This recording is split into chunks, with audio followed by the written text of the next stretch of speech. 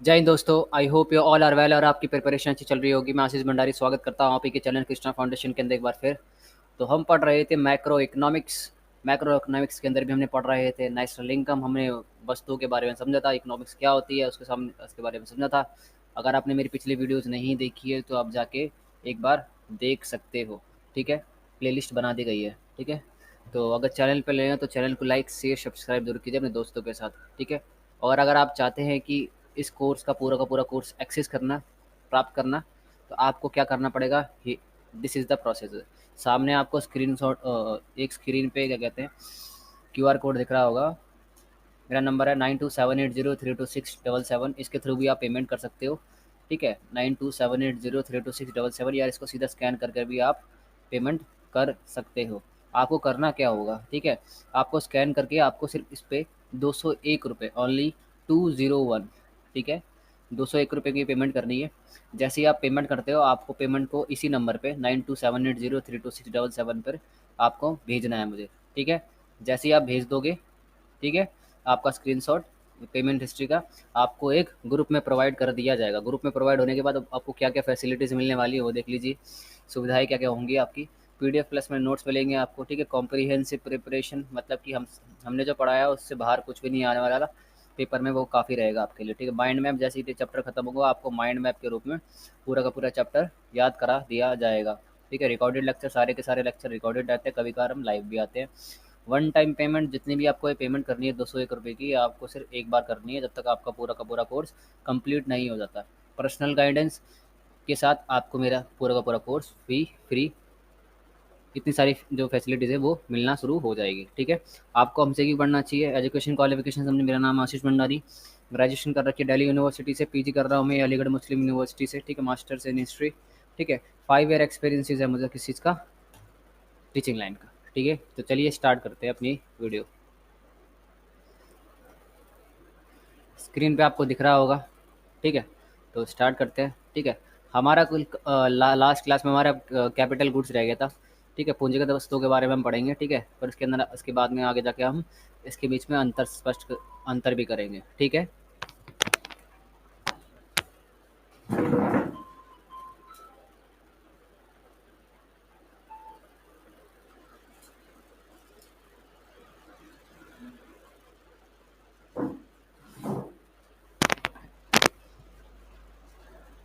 Capital goods. ठीक है, पूंजीगत वस्तु क्या आती है वो समझते हैं।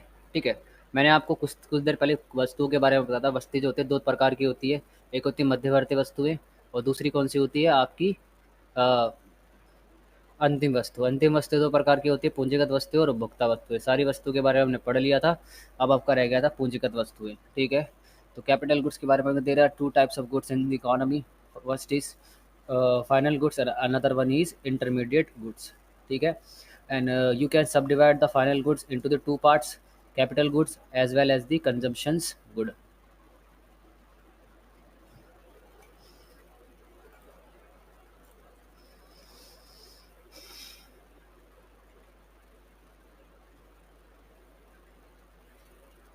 अब कैपिटल गुड्स का कौन सी होती है उसको समझते हैं। पूंजीगत वस्तु ये टिका अंतिम वस्तु होती है जिनका उपयोग उत्पादकों द्वारा उत्पादन प्रक्रिया में किया जाता है। पूंजीगत वस्तु मतलब कि, पूंजीगत मतलब कि बहुत इस पे बहुत बड़ी पूंजी लगी होती है। जो कोई भी प्रोड्यूसर जो होता है, मान के चलिए कोई भी प्रोड्यूसर, चाहे वो चप्पल बनाता है, चाहे वो किसी भी चीज़ का निर्माण करता है, तो उसके पास एक पूंजीगत वस्तुएं होनी चाहिए उस उत्पादन करने के लिए। ठीक है, मध्यवर्ती वस्तु तो यूज़ आती है उसके कच्चे माल के रूप में। अब पूंजीगत वस्तु क्या होती है, जिन पर क्या कहते हैं व्यक्ति का या उत्पादक का ज़्यादा पैसा लगा होता है। ठीक है, capital goods, these are the durable goods used by the producers in the production process. They do not changing during production process. For example, fixed assets like machines, plants and equipment used in the production process उत्पादन प्रक्रिया के दौरान परिवर्तित नहीं होते। मतलब कि आप जब उत्पादन कर रहे हो तो आप इन चीज़ों को परिवर्तित नहीं कर सकते हो। जैसे कि मध्यवर्ती वस्तुएं क्या होती है, आप उनको चेंज करा कर सकते थे उत्पादन प्रक्रिया के दौरान, लेकिन इनका ऐसा नहीं था। जैसे कि आपको एग्जांपल लेके आपको एक बार समझाता हूँ। ठीक है, आप समझ जाओगे। जैसे कि आपके पास मशीन थी, आप चप्पल बनाने के लिए एक मशीन लेके आए, डाई लेके आए। ठीक है, तो ऐसा तो है नहीं आपने एक अगले दिन किसी और मशीन से बनाया और दूसरे दिन अगले और किसी और मशीन से। तो जब तक आपका पूरे साल भर क्या उसी मशीन का यूज़ करता है, खराबी आ जाती है, चेंज करना पड़ता है, वो बात तो अलग है।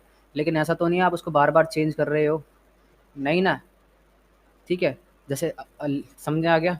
संयंत्र हो गया आपका, प्लांट्स हो गया, जैसे कि जो दूध बनाने वाली फैक्ट्रीज़ होती है, जहाँ पे दूध को प्रोसेस किया जाता है, जहाँ पे क्या कहते हैं, मिल्क पाउडर में इसको कन्वर्ट किया जाता है, सुना होगा अमूल का। तो इसमें बड़े-बड़े प्लांट्स लगे होते हैं। अगर आप उत्तर प्रदेश में कभी आए हो तो इस तरफ आना, तो सब बहुत, जब आप अलीगढ़ की तरफ आओगे तो आपको बहुत सारे प्लांट्स मिलते हैं। तो वो क्या है, they are capital goods. Capital goods मतलब कि आप उसको उत्पादन प्रक्रिया के दौरान नहीं बदल सकते हो, ठीक है? और ये क्या होती है, ये अंतिम वस्तु होती है जिनका उपयोग उत्पादकों द्वारा उत्पादन प्रक्रिया में किया जाता है, ठीक है?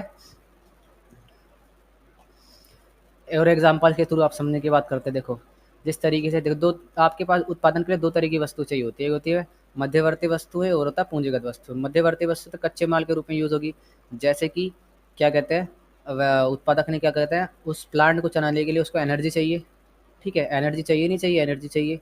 उस एनर्जी को चलने के लिए उसमें कोयला लेके आया, कोयले को जलाएगा, उससे क्या बिजली का उत्पादन करेगा, और उसको कहाँ सप्लाई कर देगा वो, अपने अपनी फैक्ट्री के अंदर, है ना?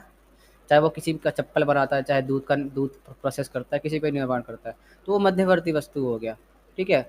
लेकिन अगर हम बात करें तो पूंजीगत वस्तुएं जो उत्पादन में यूज़ होती है, वो उसमें क्या होगा, मशीनें बचेगी। जो बड़ी बड़ी मशीनें होती है, संयंत्र होते हैं, जिनको आप चेंज नहीं कर सकते उत्पादन के दौरान, ठीक है? अगर आपको उत्पादन चेंज नहीं कर सकते हो, अगर आपके पास दूसरी कोई प्रोडक्शन यूनिट है, उत्पादन इकाई है, जहाँ पर आप दूसरी कोई फैक्ट्री है, तो आप वहाँ पर जाके कर सकते हो। लेकिन ऐसा तो नहीं है कि उत्पादन कर रहे हो तो आपने बड़ा का बड़ा क्रेन से मंगवाया, पूरी की पूरी क्या कहते हैं, प्लांट को उसको इंस्टॉल करा दिया, ऐसा तो है नहीं, नहीं हो सकता। समझ में आ गया? आगे बढ़ते हैं। अब अंतर समझते हैं कि जो उपभोक्ता वस्तु होती है और जो क्या कहते हैं कंज्यूमर गुड्स होती है, और कैपिटल गुड्स में अंतर क्या होता है। हमने पीछे पढ़ा था अभी, ठीक है? क्या पढ़ा था कि जो वस्तु होती है दो प्रकार की होती है। पहला होता है अंतिम वस्तुएं, दूसरा होता है मध्यवर्ती वस्तुएं। पहला होता है फाइनल गुड्स और दूसरा होता है इंटरमीडिएट गुड्स, ठीक है? इंटरमीडिएट गुड्स भी, फाइनल गुड्स भी आपकी दो प्रकार की होती है, capital goods and consumption goods.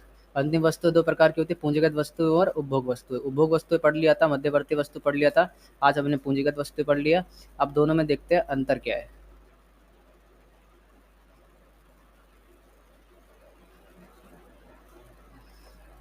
ठीक है? कंज्यूमर गुड्स और कंजम्पशन गुड्स, और difference between the consumer goods और consumption good and capital goods, ठीक है? These are directly use by the ultimate consumer household for satisfaction of want, ठीक है? इनका उपयोग सीधे तौर पर अंतिम भोक्ता परिवार द्वारा आवश्यकता की संतुष्टि के लिए किया जाता है। जैसे कि अगर आपने एग्जांपल लेके जाता है, एक फैक्ट्री था, उत्पादक था, जो क्या कहता है किसी भी चीज़ का निर्माण करता, दूध बनाता है, ठीक है? दूध को कलेक्ट करता है और उसको पैकिंग करके बाहर बेचता है, ठीक है? अब जो दूध बनकर जो आया है, ठीक है, जिसका यूज़ क्या होगा, एज अ कंज्यूमर करेगा। कंज्यूमर मतलब कौन होता है? कंज्यूमर वह व्यक्ति होता है जो अपनी सीमित आय से अधिकतम संतुष्टि प्राप्त करना चाहता है। उसके पास पैसा बहुत कम है और वो चाहता है उस पैसे को ऐसी जगह लगाए जिससे क्या हो, उसको ज़्यादा से ज़्यादा मज़ा आए, ठीक है? उसको किसी भी तरीके का रिग्रेट ना रहे, ठीक है? तो वो क्या करेगा, दूध को खरीद लेगा और क्या कहते हैं घर पे चाहे वो खीर बनाए, कुछ भी बनाए, चाहे मीठा वाला पास्ता बनाए, कुछ भी बनाए, उसका वो यूज़ करेगा। इसका मतलब, इसका अंतिम यूज़ क्या है, वो खुद के लिए यूज़ कर रहा है। समझ में आ गया? वहीं अगर हम देखा जाए, दूध बनाने वाली फैक्ट्री के अंदर क्या कहते हैं जो बड़े बड़े प्लांट्स होते हैं, जहाँ पे दूध को कलेक्ट किया जाता है और उसको प्रोसेस किया जाता है, या उसको क्या कहते हैं या फिर वहाँ से मिल्क पाउडर बनाया जाता है। तो पहले क्या करते हैं, उसको बहुत गर्म करते हैं, फिर उसको सुखाते हैं, है ना? तो जो मशीनें चाहिए होती हैं वहाँ पर, वो क्या कहलाती है, वो कहलाती है कैपिटल गुड्स। देखो, कंज्यूमर गुड्स को और कैपिटल गुड्स को समझना है तो इस यहाँ पे दो दृष्टिकोण है, ठीक है? यहाँ पे दो आइडियोलॉजी है, अगर आप समझ सकते, दो एस्पेक्ट है। पहला, कंज्यूमर गुड्स कौन खरीदता है? कंज्यूमर, जो चीज़ें खरीद रहा है। और कैपिटल गुड्स किसके लिए होती है? जो बेच रहा है या चीज़ें बना रहा है। समझ में आ गया? Capital goods, these are fix assets use by the producers in the production process. ये उत्पादकों द्वारा उत्पादन प्रक्रिया में उपयोग की जाने वाली अचल संपत्ति। अचल संपत्ति मतलब कि इसको आप चेंज नहीं कर सकते हो, ठीक है, ड्यूरिंग उत्पादन प्रक्रिया के दौरान। समझ आ गया आपको? जैसे कि जो मशीन और संयंत्र था, आप उत्पादन कर रहे हो तो आप उसको खराबी आती है उसको ठीक करा सकते हो, लेकिन उसको आप चेंज तो नहीं करोगे ना बार बार। आपने पहले दिन किसी और प्लांट में लगे दूध बनाया, फिर दूसरे दिन किसी और प्लांट में, ठीक है, तो प्लांट तो सेम ही रहता है ना। समझ में आ गया आपको? These are not use in the production by the producers, ठीक है। तो इनका प्रयोग जो होता है निर्माता द्वारा उत्पादन में नहीं किया जाता है। देखो, जो क्या कहते हैं कंज्यूमर गुड्स होती है ना, इनका यूज़ कौन करता है? आपका क्या कहते हैं उत्पादक नहीं करता, जो चीज़ें बना रहा है वो नहीं कर रहा है, जो चीज़ें खरीद रहा है वो यूज़ करता है, ठीक है। जैसे आपको दूध का एग्जांपल मैंने अभी दिया था। ये अन्य वस्तु के उत्पादन में सहायता करते हैं, ठीक है, मतलब कि they help in the production of other goods, मतलब कि ये उत्पादन के मतलब कि अन्य वस्तु के उत्पादन में सहायता करते हैं। एग्जाम्पल से समझिए, दूध बनाने वाली कंपनियाँ की अमूल होगी, है ना, मधुसूदन हो गया। तो आप जब इनको क्या कहते हैं क्या कहते हैं जब ये दूध बन रहा होता है या फिर पाउडर बन रहा होता है, मिल्क पाउडर बन रहा होता है, तो उसमें आपको जब मशीन चाहिए होती है, प्लांट चाहिए होती है, इनकी सहायता से आप नहीं बना सकते हो। तो इनका प्रयोग क्या कर रहा है? अन्य वस्तु के निर्माण में, मतलब कि दूध या मिल्क पाउडर बनाने में इनका यूज़ हो रहा है। तो ये क्या होगी आपकी पूंजीगत वस्तु या capital goods. They may be changed during use by consumer, like tea leaves are used to make tea। मतलब कि जो आपकी इन्हें उपभोक्ता द्वारा उपयोग के दौरान बदला जा सकता है। जैसे चाय की पत्तियों का उपयोग चाय बनाने के लिए किया जाता है। जैसे कि आप एग्जांपल देखिए समझिए, ठीक है, आप क्या कहते हैं चाय की पत्ती लेके आए, ठीक है, और आपको वो पसंद नहीं आई, ठीक है, अपने यूज़ के लिए, तो आप दूसरी चाय की पत्ती ले आओगे, ठीक है, होगा नहीं होगा? ऑब्वियस सी बात है। आप क्या करोगे? आप दूसरी चाय की पत्ती ले आओगे, नहीं आ आओगे, ठीक है, you will use the alternate, है ना, दूसरी चाय की पत्ती ले। अगर आप कॉफ़ी बना रहे हो, ठीक है, तो कॉफ़ी बनाने के लिए अगर आपको कॉफ़ी चाहिए या फिर दूध चाहिए तो आप दूसरा दूध लेके आते हो, अगर फट जाता है तो दूसरा दूध यूज़ कर सकते हो, है ना। समझ में आया नहीं आ गया? उपभोग के दौरान जब आप चीज़ों को यूज़ कर रहे हो। लेकिन जब हम पूंजीगत वस्तु की बात करते हैं या कैपिटल गुड्स की बात करते हैं, they don't change during the production process, मतलब कि जब आप चीज़ों का निर्माण कर रहे हो, कहते हैं जब प्रोडक्शन कर रहे हो, चीज़ों को बना रहे हो, तो आप उसको चेंज नहीं कर सकते, जैसे कि मशीनरी और प्लांट्स, ठीक है। अब इसके एग्जाम्पल देख लीजिए, ठीक है, कंज्यूमर गुड्स के। इसमें कौन कौन से आते हैं आपके? ड्यूरेबल गुड्स हो गया, कार हो गया, वॉशिंग मशीन्स होगी, इटीजी, ठीक है। जैसे कार है, कार आप यूज़ करते हो अपने यूज़ के लिए, तो वो क्या हो गया आपका कंज्यूमर गुड्स हो गया, क्योंकि आप क्या चाहते हो उससे अपने पर्सनल यूज़ करते हो, ठीक है। और वॉशिंग मशीन भी क्या करते हो? अपने पर्सनल यूजेस के लिए करते हो, ठीक है।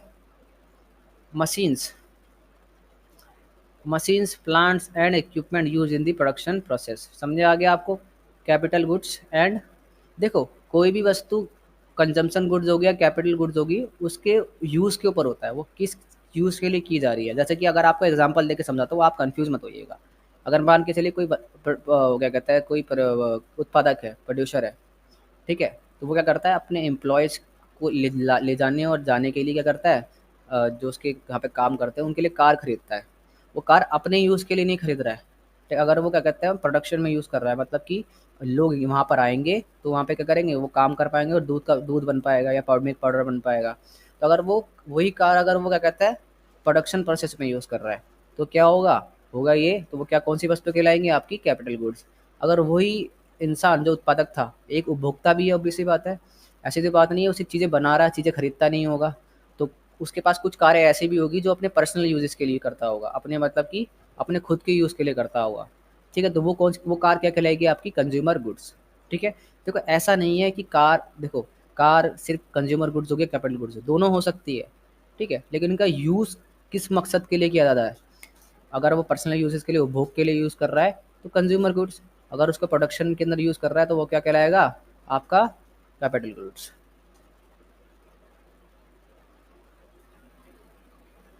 उदाहरण के लिए आपका टिकाऊ सामान, कार, वॉशिंग मशीन, उदाहरण के लिए इसमें देख लेते हैं उत्पादन प्रक्रिया में प्रयोग मशीनें, संयंत्र और उपकरण, ठीक है। समझने आपको आ गया होगा। आगे बढ़ते हैं। आप थोड़ा समझते हैं, दो कंसेप्ट आते हैं, एक आता है स्टॉक का कंसेप्ट और एक होता है फ्लो का concept. What does the mean by the stock and the what does the mean by the flow, ठीक है, उसको समझते हैं, ठीक है। आपको आपसे क्वेश्चन ये पूछेगा कि आप अर्थव्यवस्था में स्टॉक की परिभाषा दीजिए, स्टॉक से क्या अभिप्राय है, ये आपसे पूछेगा। फ्लो से क्या अभिप्राय है, फ्लो प्रवाह से क्या परिभाषा, हिंदी में इसको बोलते हैं, स्टॉक को स्टॉक ही बोलेंगे, और क्या कहते हैं हिंदी में उसको बोलेंगे फ्लो को प्रवाह। ठीक है, दोनों में क्या अंतर होता है वो समझते हैं। ठीक है, मीनिंग क्या होती है वो समझ लेते हैं स्टॉक्स। ठीक है, ये बहुत मोस्ट इंपॉर्टेंट क्वेश्चन है आपका सीबीएसई के पैटर्न से, और अगर आप यूपी बोर्ड के स्टूडेंट हैं तो उसके पैटर्न से भी बहुत इंपॉर्टेंट क्वेश्चन है। Stocks variables are measure at a particular time period point of time. जो स्टॉक होता है, देखो ये जो कंसेप्ट जो स्टॉक है और फ्लो कंसेप्ट है ना, आपको अभी समझ नहीं आएगा। जब आप इसका एग्जाम्पल देखोगे तब आपको सीधे धीरे धीरे करके समझ आएगा। जब 2-3 बार चीज़ों को और पढ़ोगे ना तो आने लग जाएगा। तो ऐसा तो है नहीं कि वीडियो को स्किप कर तो समझ नहीं आ रहा है। कभी कभार आपको पेशेंस से भी काम लेना पड़ता है। इकोनॉमिक्स में बहुत सारे कंसेप्ट ऐसे होते हैं जिसके लिए आपको क्या कहते हैं दिमाग नहीं चाहिए होता, उसके लिए आपको पेशेंस चाहिए होता है, सब्र चाहिए होता है। ठीक है, क्योंकि बहुत सारी चीज़ें हमारे लिए नई होती है तो क्या हो गया, दिमाग हमारा उसको अडेप्ट नहीं कर पाता है। ठीक है, अपना नहीं पाता है। जैसे जैसे हमारा दिमाग उसको अडेप्ट करने लग जाएगा तो क्या होगा, वो चीज़ें हमें समझ आनी शुरू हो जाएगी। ठीक है, stock variables are measure at a particular point of time. ठीक है, जो स्टॉक क्या होता है, स्टॉक चर को समय के एक विशेष बिंदु पर मापा जाता है। ठीक है, जैसे कि एग्जांपल दे लिया, आपके पास पैसा है तो आपके पास पूछेंगे कि आपसे पूछा कि आपके क्या कहते हैं, किसी इंसान ने आपसे पूछा आपके पास कितना पैसा है। ठीक है, तो उस टाइम 7 बज रहे थे। ठीक है, तो आपने बोला कि मेरे पास क्या है, कि अभी 7 करोड़ है, या 7,000 है, या 7 रुपये हैं, या मेरे पास है ही नहीं। ठीक है, तो आपने एक समय की निश्चित बिंदु पे उसको मापा नहीं मापा, मतलब कि आप कह सकते हो कि जब आपने टाइम देखा तो उस टाइम 7 बज रहे थे, तो कितने रुपए थे आपके पास, 7 करोड़ रुपए थे। ठीक है, समझ आ गया आपको। वही प्रवाह क्या होता है, प्रवाह चर। वही फ्लो क्या होता है आपका, variable are measure over a period of time, मतलब कि एक लंबी अवधि के दौरान जो चीज़ मापी जाती है उसको बोलते हैं हम क्या, फ्लो बम बोलते हैं। जैसे कि प्रवाह चर को समय की अवधि में मापा जाता है। जैसे कि अगर बात करो 1 साल, 1 महीने, तो किसी भी चीज़ को मापेंगे तो वो क्या कहलाएगा, प्रवाह कहलाएगा। ठीक है, जैसे कि एग्जाम्पल दीजिए, निवेश, लाभ, हानि। समझ आ गया। जैसे कि आपको क्या कहते हैं, आपने कहीं पैसा लगाया। ठीक है, आपने कहीं पैसा लगाया तो आप ये देखोगे ना, आपने 2023 से 2024 के बीच में कितना पैसा लगाया, ये तो देखोगे। ऐसा देखोगे नहीं आज 7 बज रहे हैं तो क्या कहते हैं आप, मैंने इतना पैसा लगाया है ना। ऐसे करोगे तो आप तो कर ली, कैलकुलेशन होगी आपकी, लुट गए है ना, कितना डाटा हो जाएगा। तो आप ये क्या करोगे, 2023 से 2014 के बीच में, 2024 के बीच में ये देखोगे आपने कितना पैसा लगाया, या लाभ कितना हुआ। आपने कहीं पैसा लगाया था तो आपको प्रॉफिट भी होगा, तो 2023 से 2024 के बीच में आपने कितना पैसा कमाया। हानि कितनी हुई है आपको, 2023 से 2014 के बीच में, 24 के बीच में कितनी हानि हुई। ठीक है, देखो स्टॉक और प्रवाह में सिर्फ 2 बात का अंतर है। ठीक है, यहाँ पर क्या होता है आपका, eight a particular point of time, मतलब कि एक समय की निश्चित बिंदु पर। वहीं अगर फ्लो की बात करें, इसको हम क्या करते हैं, over a period of time, मतलब कि एक समय अवधि के दौरान या मापा जाता है।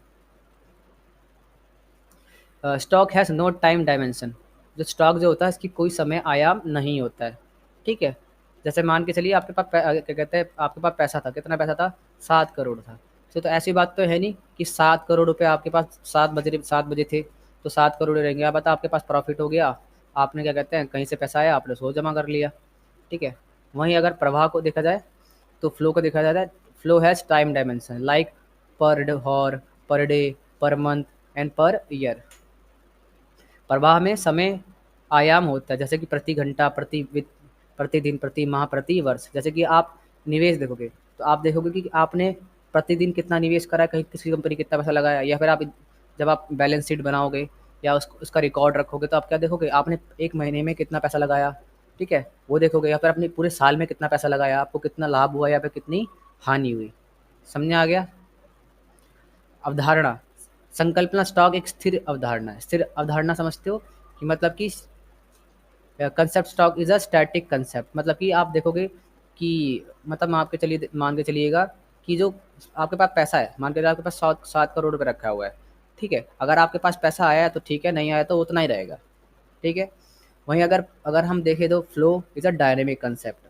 ठीक है, प्रवाह एक गतिशील अवधारणा। जैसे कि आपने अगर 2023 में 7 करोड़ लगाया और 2024 में कितना लगाया, आपने 8 करोड़ लगाया, तो 2023 से 2024 के बीच में कितना पैसा हो गया आपका, 15 करोड़ हो गया। तो प्रवाह जो है वो चेंज हो रहा है ना, मतलब स्टॉक जो है चेंज नहीं होता है ना।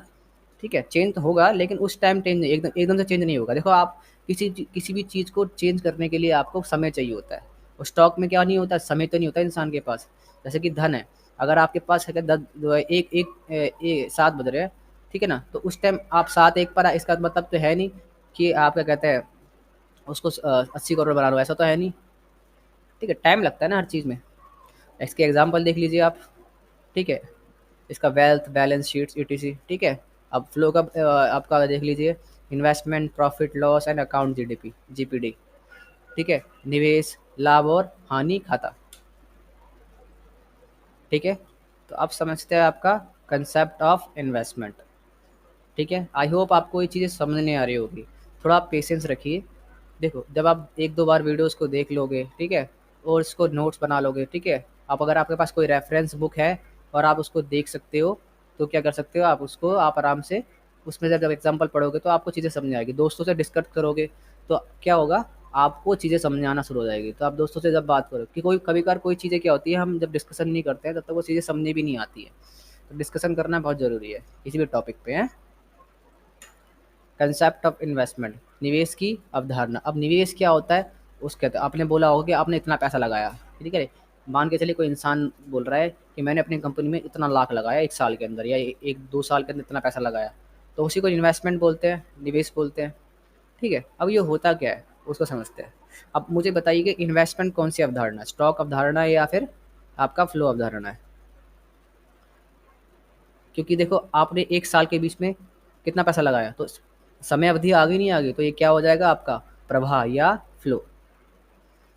Concept of investment, what are the mean by the investment, उसको समझते हैं। Investment is defined as the additional to the capital stock which is resist to the production capacity of the economy. ठीक है, निवेश की अवधारणा जो होती है, निवेश को पूंजीगत स्टॉक के अतिरिक्त के रूप में परिभाषित किया गया है जो कि उत्पादन क्षमता को बढ़ाता है।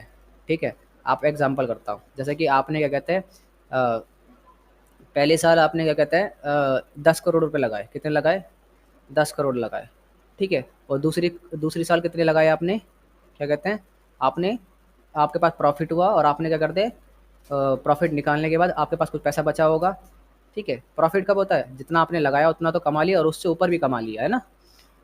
तो क्या होगा, आपने 10 करोड़ लगाया था, ठीक है, पिछले साल, एक साल में 2023 में, और 2024 में कितना लगाया आपने, मान के चलिए 12 करोड़।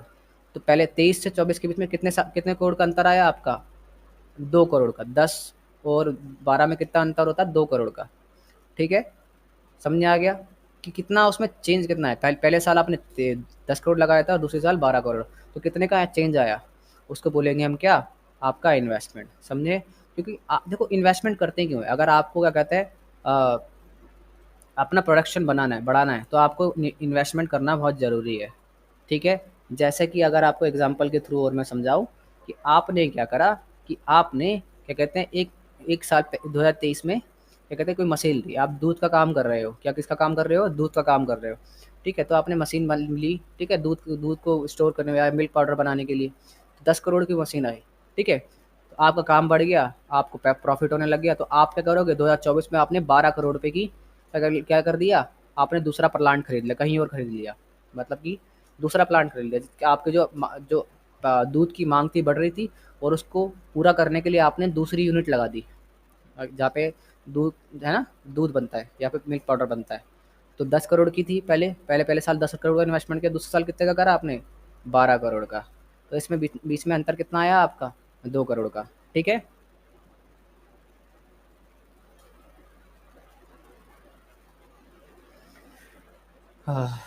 आई होप आपको समझ में आ रही होगी चीज़ें।